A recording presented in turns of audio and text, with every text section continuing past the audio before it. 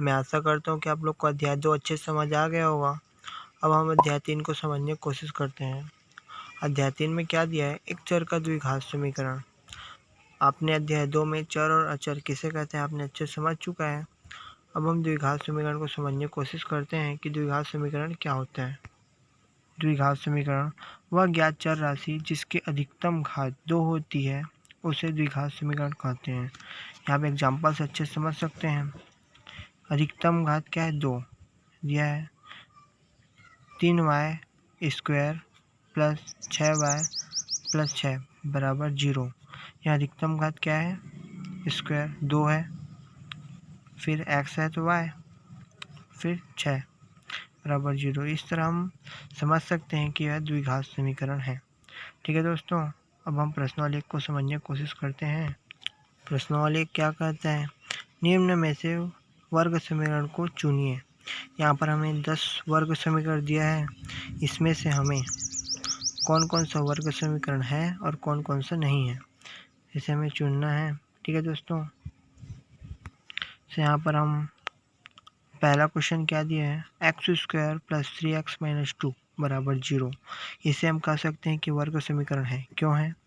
यहाँ अधिकतम घात क्या है? 2 और फिर x फिर 2।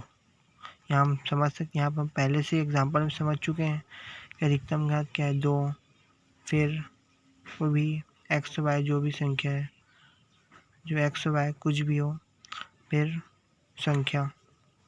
ठीक है दोस्तों, फिर दूसरा क्वेश्चन क्या दिया है? x² प्लस 1/x बराबर 1। यह वर्ग समीकरण नहीं है। क्यों नहीं है? इसका अधिकतम घात 2 है, लेकिन इसका जो x है वो बटे में है। ठीक है दोस्तों, अगर इसका हम बटे का जो गुणा करेंगे तो x घात 3 हो जाएगा और x है कम x, फिर ये वर्ग समीकरण नहीं है। हम यहाँ पर गुणा भी करके देख सकते हैं। ठीक है दोस्तों, अब हम तीसरा क्वेश्चन को देखते हैं। 9x² माइनस 100x माइनस 20 बराबर 0। यह वर्ग समीकरण है। क्यों है? यहाँ अधिकतम घात क्या है? 2, फिर x फिर संख्या। ठीक है दोस्तों, इस तरह हम समझ सकते हैं। और चौथा क्वेश्चन क्या दिया है? x² minus 3 root x plus 2 बराबर 0। यह वर्ग समीकरण नहीं है। क्यों नहीं है? अगर यह जो रूट है अगर वो 3 में लगे रहता, रूट 3x होता तो यह वर्ग समीकरण था, और यह जो रूट मिला और यह x में रख गया है रूट, तो यह वर्ग समीकरण नहीं है। ठीक है दोस्तों, अब हम पांचवा क्वेश्चन को देखते हैं।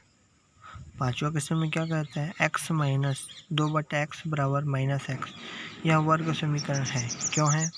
हम यहाँ पर x स्क्वायर x स्क्वायर, ठीक है दोस्तों, x माइनस x स्क्वायर होगा ना, तो इस तरह हम समझ सकते हैं कि वर्ग समीकरण है। ठीक है दोस्तों, अब हम छठवें क्वेश्चन को देखते हैं। पांचवा क्वेश्चन तक देखने के बाद अब मैं आपको छठवां क्वेश्चन बताती हूँ। छठवां क्वेश्चन कुछ इस प्रकार है दोस्तों। करनी 5x² माइनस 3x प्लस 1/2 बराबर 0। दोस्तों, हमें पता है कि वर्ग समीकरण होता क्या है। वर्ग समीकरण वह है जिसमें अधिकतम किसी भी चर की अधिकतम घात 2 होनी चाहिए।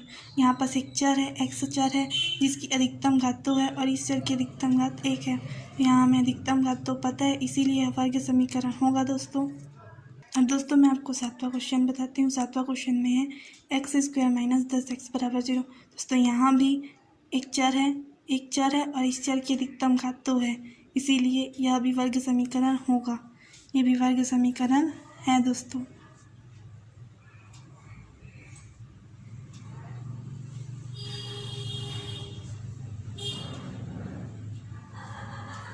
दोस्तों, आठवां क्वेश्चन देखिए। आठवां क्वेश्चन में x प्लस वाई बराबर 0। यहाँ एक समीकरण दिया है x प्लस वाई बराबर 0। दोस्तों सबसे पहली बात तो यहाँ दो चर का प्रयोग किया गया है।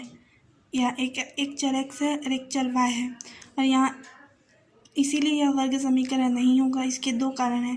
पहला तो यहाँ दो चर का प्रयोग हुआ है और दूसरा इस चर की अधिकतम घात 1 है, इस चर की अधिकतम घात 1 है, इसीलिए यह वर्ग समीकरण नहीं होगा। दोस्तों 9वां क्वेश्चन देखिए। 9वां क्वेश्चन में x + 5 = 7 यह समीकरण दिया हुआ है। यहाँ एक चर का प्रयोग हुआ है, पर इस चर की अधिकतम घात 1 है, इसीलिए यह वर्ग समीकरण नहीं होगा। वर्ग समीकरण कहने का अर्थ है दोस्तों कि किसी एक चर की अधिकतम घात 2 होनी चाहिए, और यहाँ पर अधिकतम घात 1 है, इसीलिए यह वर्ग समीकरण नहीं है। दोस्तों अब हम 10वां क्वेश्चन को देखते हैं। 10वां क्वेश्चन x फिर कोष्टक में x - 8 = 0 ये वर्ग समीकरण होगा दोस्तों, क्योंकि जब हम इसको हल करेंगे तो ये क्या होगा, x का गुणा इस x - 8 के साथ होगा। तब x का गुणा x के साथ करेंगे तो x² हो जाएगा, माइनस और 8 का गुणा x के साथ करेंगे तो 8x हो जाएगा बराबर 0। इस तरह दोस्तों यहाँ एक चर का प्रयोग हुआ है और इस चर की अधिकतम घात 2 है, इसीलिए यह वर्ग समीकरण होगा। इस तरह दोस्तों हम आशा करते हैं कि प्रश्नावली 1 के सभी क्वेश्चन आपको समझ में आ गए होंगे अच्छी तरह से। हमें कौन सा समीकरण वर्ग समीकरण है और कौन सा समीकरण वर्ग समीकरण नहीं है, यह अब हमें आसानी से समझ में आ गया है। अब हम आगे के प्रश्नावली को और अच्छी तरह से बना पाएंगे। थैंक यू दोस्तों।